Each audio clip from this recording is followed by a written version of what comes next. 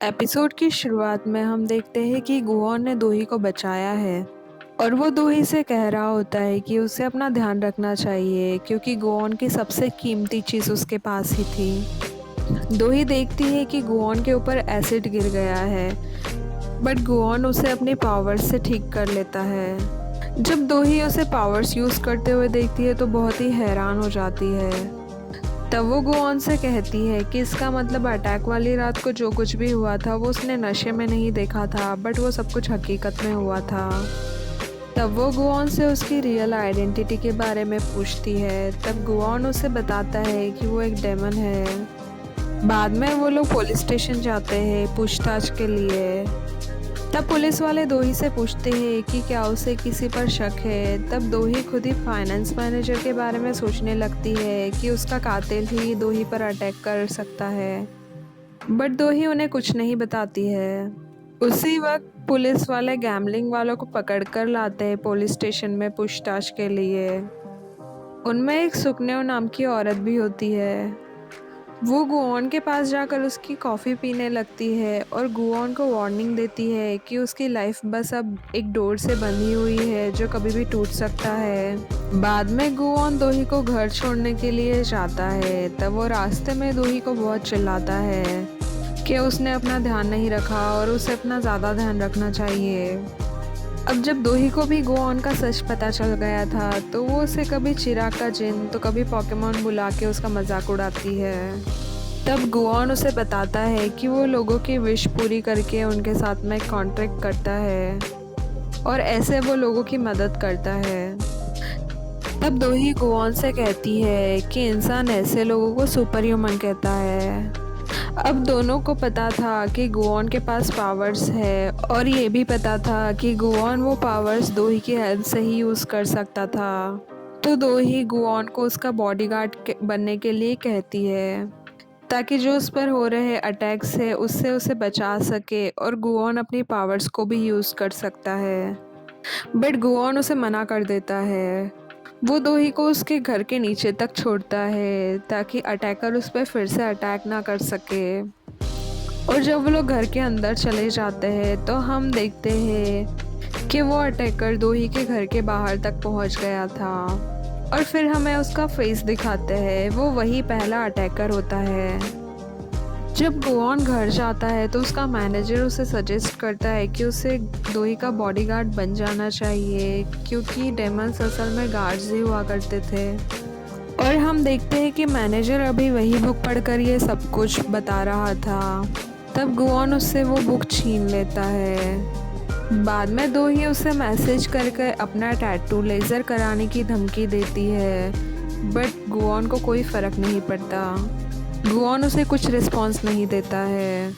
बाद में दोही अपने ऊपर हुए अटैक्स और गुआन ने उसे कैसे बचाया था उन सब चीज़ों के बारे में सोच रही होती है कि तभी टीवी पर उस फाइनेंस मैनेजर की मौत की खबर चल रही थी और न्यूज़ में ऐसा बताया जा रहा था कि उसने सुसाइड कर लिया था।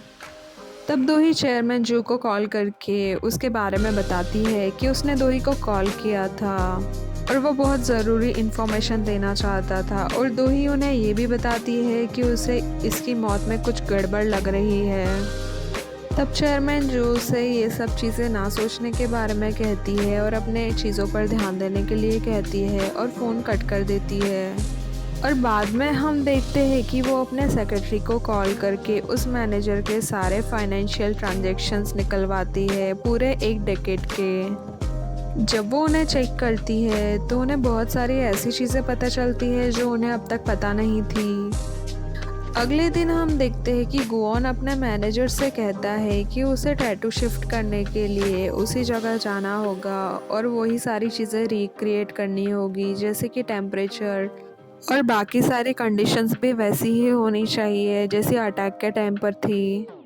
वो लोग ये सारी चीज़ें डिस्कस कर ही रहे थे कि तभी उन्हें मीट की खुशबू आने लगती है और वो इधर उधर ढूंढने लगते हैं, बट वो किसी मीट की खुशबू नहीं थी बल्कि वो तो गुआन के पास से ही आ रही थी। गुआन ने बहुत टाइम से कोई कॉन्ट्रैक्ट नहीं किया था तो उसकी उंगलियां जलना शुरू हो गई थी। वो लोग जैसे ही आग देखते हैं तो उसे बुझाने की कोशिश करते हैं, बट उनसे वो बुझती नहीं है। तभी गायंग वहाँ आ जाती है और वो उस पर पानी डाल देती है। तब गुओन जल्दी से दूही को कॉल करके मिलने के लिए कहता है। वो अपने साथ आइस भी ले जाता है ताकि जब उसे ज़रूरत पड़े तो वो उसे यूज़ कर सके। जब वो दोही से मिलता है तो वो उससे कहता है कि वो उसका बॉडीगार्ड बनने के लिए रेडी है, बट दोही को उस पर शक होता है। वो उसे पूछती है कि कल तक तो वो मना कर रहा था, फिर आज अचानक से कैसे रेडी है। और उसी वक्त गुओन की उंगली फिर से जलने लगती है, तो गुओन उसे जल्दी से आइस से बुझाता है। दोही को और शक होता उससे पहले ही गुओन उसे अपनी चिकनी चुपड़ी बातों में फंसाकर उसे हाँ बुलवा लेता है। तब गुओन उसका हाथ पकड़कर उसे अपनी यूजुअल प्लेस पर ले जाता है, जहाँ से वो ज़रूरतमंद लोगों को ढूंढ सके। और दोही को हाइट से डर लगता था, इसलिए वो चिल्लाने लगती है। और उसी वक्त गुओन की उंगलियां फिर से जलने लगती है, इसलिए वो जल्दी जल्दी से एक इंसान को ढूंढता है जिसे मदद की ज़रूरत हो। फिर वो लोग एक हॉस्पिटल में जाते हैं, जहाँ एक छोटी बच्ची कैंसर की वजह से मरने वाली थी। तो गुओन उसकी मॉम से कॉन्ट्रैक्ट की बात करता है। वो उसे कहता है कि वो उसके बच्चे को बचा लेगा, लेकिन 10 साल के बाद उसकी मॉम को हेल में जाना होगा। पहले तो वो औरत गुओन पर यकीन नहीं करती, बट जब उस बच्चे की सांसें धीमी होने लगती है और गुओन उसे अपनी पावर से बचाता है, तब वो औरत रेडी हो जाती है। बट दोही उसे कहती है कि उसे उस लेडी को थोड़ा सोचने का टाइम देना चाहिए। तभी गुओन की उंगलियां फिर से चलने लगती है, तो गुओन दोही से कहता है कि उसके पास टाइम नहीं है। तब दोही समझ जाती है कि गुओन खुद को बचाने के लिए उस औरत से कॉन्ट्रैक्ट करने के लिए कह रहा है। दोही गुओन को रोकना चाहती थी, बट वो लेडी हाँ कह देती है कॉन्ट्रैक्ट के लिए, और ऐसे गुओन का एक कॉन्ट्रैक्ट और साइन हो जाता है। कॉन्ट्रैक्ट हो जाने के बाद जब वो बाहर आते हैं तो दोही उसे बहुत सुनाती है कि वो दूसरों का फ़ायदा उठाता है खुद जीने के लिए, और वो बहुत ही स्वार्थी इंसान है। तब गुओन उसे कहता है कि वो लोगों की मदद कर रहा है, वो लोगों को बचाता है, जैसे उसने उस छोटी बच्ची की जान बचाई थी। बट फिर भी दोही को उस पर गुस्सा आ रहा था, तो वो उसके साथ काम करने से मना कर देती है और वहाँ से चली जाती है। बट गुओन श्योर था कि दोही को ही उसकी हेल्प लगने वाली है, क्योंकि गुओन का तो अब काम हो गया था, उसका कॉन्ट्रैक्ट हो गया था। उधर हम चेयरमैन जो को देखते हैं, जो अटैकर से बात कर रही थी। वो उसे चिल्ला रही थी कि अब उसने किसी का मर्डर भी कर दिया है, क्योंकि पहले वो छोटे मोटे क्राइम करता रहता था, बट अब तो उसने मर्डर भी कर दिया था। इधर हम गुओन को देखते हैं, जो न्यू कॉन्ट्रैक्ट की खुशी में सेलिब्रेट कर रहा था और केक खा रहा था। तभी उसका मैनेजर वहां आ जाता है। वो गुओन से बताता है कि जिस दिन वो लोग पानी में गिरे थे उस दिन पूर्णिमा की रात थी, तो अगली बार जब पूर्णिमा की रात आएगी उसी दिन वो टैटू शिफ्ट करने के बारे में सोचे। उधर हम दोही को देखते हैं, जिसका काम में मन नहीं लग रहा था। उसकी सेक्रेटरी उससे अपने प्रोटेक्शन के लिए बहुत सी चीज़ें ला कर देती है, और अब वो लोग उसके लिए न्यू बॉडीगार्ड देख रहे थे। उधर हम गुओन को देखते हैं, जो उस छोटी बच्ची से मिलने के लिए जाता है। तब वो उससे उसकी विश पूछता है। तब वो छोटी बच्ची उसे कहती है कि वो चाहती है कि उसके पेरेंट्स उसकी वजह से कभी सफ़र ना करे। तब गुओन खुद से ही बातें करता है। वो कहता है कि इंसानों को समझना बहुत ही ज़्यादा मुश्किल है। उधर दोही जब अपने क्लाइंट के साथ मीटिंग होती है, तो उसी रेस्टोरेंट में उस छोटी बच्ची का बर्थडे मनाया जा रहा था। तो दोही उसे देखकर बहुत ही इमोशनल हो जाती है। बाद में जब दोही वापस ऑफिस आती है, तो गुओन उसका छाता लेकर वेट कर रहा था, क्योंकि उसे बॉडीगार्ड के लिए वापस हायर कर लिया गया था। जब गुओन दोही को घर छोड़ने के लिए जा रहा था, तब वो दोही से पूछता है कि वो उसे हायर करने के लिए कैसे मान गई। तब वो कहती है कि बस ऐसे ही, और वो उसे मजाक में कहती है कि बुरे लोगों से डील करने के लिए एक बुरा इंसान ही चाहिए, इसलिए उसने गुओन को हायर किया है। बाद में वो लोग ऐसे ही बातें करते हैं। दोही उसे दूसरे क्वेश्चंस पूछती है, जैसे कि वो कितने साल का है और वो हमेशा से ही ऐसे डेमन था।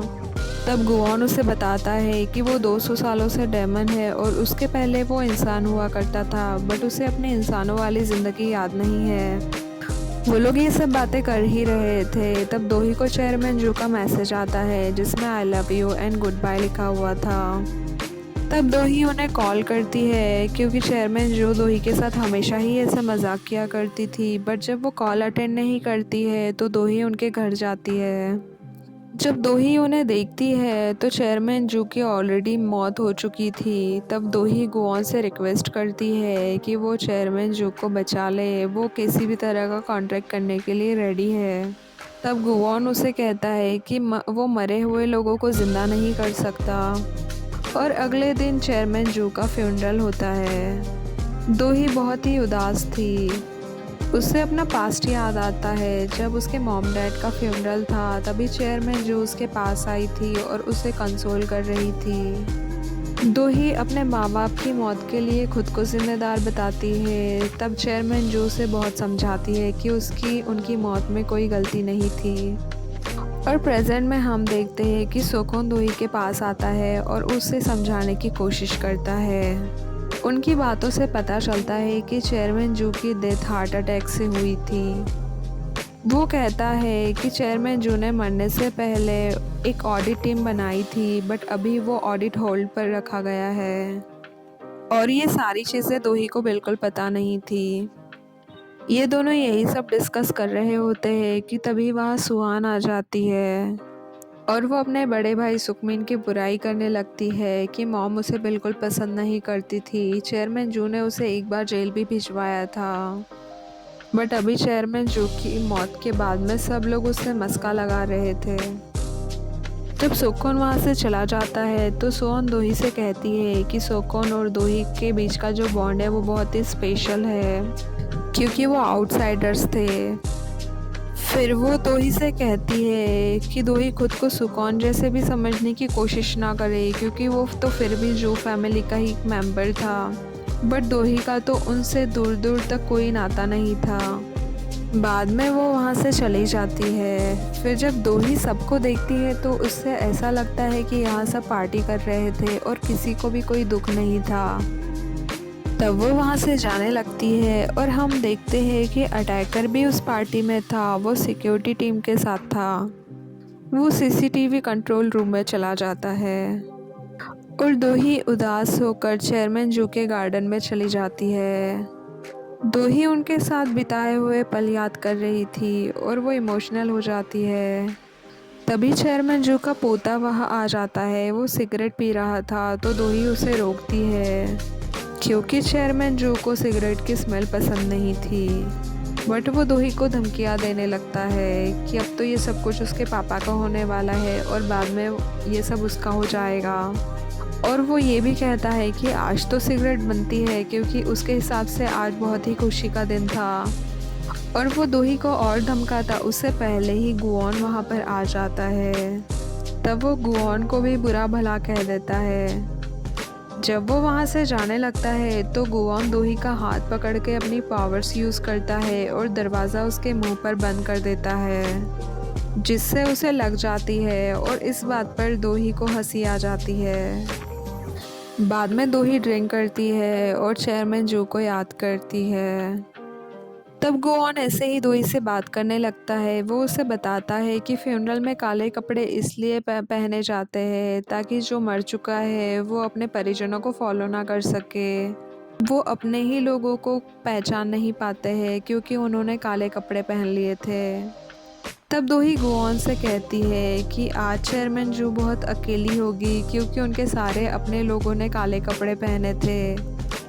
तब गुआन दोही का हाथ पकड़कर उसकी ड्रेस का कलर चेंज कर देता है और वो उसे चेयरमैन जू से अपने दिल की बात कहने के लिए कहता है और फिर वहाँ से चला जाता है। बाद में जब दोही अकेली बैठी रहती है तो उसके पास एक बटरफ्लाई आती है।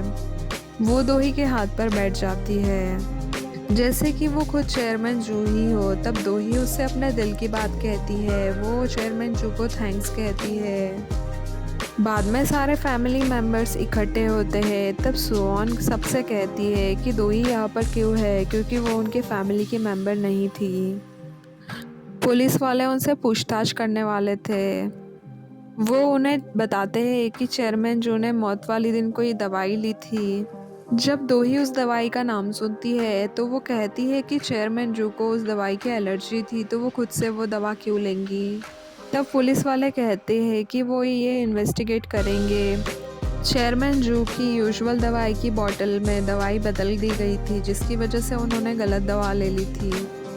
अब जब बाकी घर वालों को पता चलता है कि ये मौत हार्ट अटैक से नहीं हुई थी और अब ये बात पुलिस को भी पता थी और अब ये सबको पता चलने वाला था, तो मार्केट में मेरे ग्रुप की वैल्यू कम हो जाती और वो लोग ऐसा नहीं चाहते थे। उन्हें तो बस अपनी कंपनी की वैल्यू की पड़ी हुई थी।